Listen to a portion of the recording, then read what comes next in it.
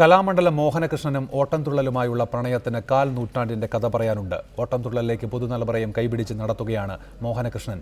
അച്ഛൻ മോഹനകൃഷ്ണൻ ചമയവും മേലാപ്പും അണിയിച്ച് പിന്നണി പാടിയപ്പോൾ മകൻ യദുകൃഷ്ണൻ 4ാം തവണയും കലോത്സവത്തിൽ ഒന്നാമനായി. യാദൃശ്ചികമായാണ് കലാമണ്ഡലം മോഹനകൃഷ്ണൻ തുള്ളൽ കലയുടെ ലോകത്തെത്തിയത്. പക്ഷേ ഈ കലാകാരന് ഇന്ന് ഓട്ടംതുള്ളലാണെല്ലാം. 86 മുതൽ 8 വർഷക്കാലം കലാമണ്ഡലത്തിൽ പഠനം. തുടർന്നിങ്ങോട്ട് 4 നൂറ്റാണ്ടിലധികമായി ഓട്ടംതുള്ളൽ ഇദ്ദേഹത്തിന്റെ ജീവിതത്തിന്റെ ഭാഗമാണ്. തനിക്ക് ശേഷവും ഓട്ടംതുള്ളലിലേക്ക് തന്റെ കുടുംബത്തിൽ നിന്ന് ഒരാളുണ്ടാവണമെന്ന ഈ ഗുരുവിന് നിർബന്ധം. ഓട്ടംതുള്ളലിന്റെ ലോകത്തേക്ക് മകൻ യദുകൃഷ്ണനെയും ഒപ്പം കൂട്ടി.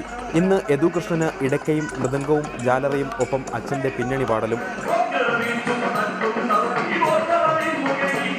എനിക്ക് അച്ഛനെ മാതിരി തന്നെ ഒരു തുള്ളക്കാരനാവണം.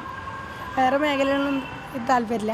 ഹയർ സെക്കൻഡറി ആൺകുട്ടികളുടെ വിഭാഗം ഓട്ടംതുള്ളൽ മത്സരത്തിൽ യദുകൃഷ്ണൻ ഒന്നാമനായി.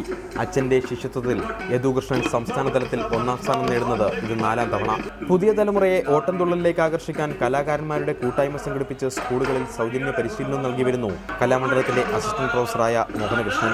പല സ്കൂളുകളിൽ ചെന്നിട്ട് ഡെമോൺസ്ട്രേഷൻസ് നടത്താറുണ്ട്.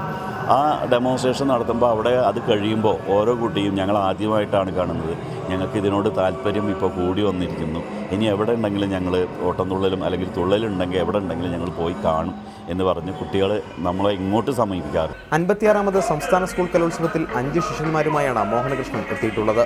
കലയെ സ്നേഹിക്കുന്ന ഇത്തരം പാരമ്പര്യമാണ് കലോത്സവത്തിന്റെ മാറ്റ് ഇരട്ടിയാക്കുന്നത്.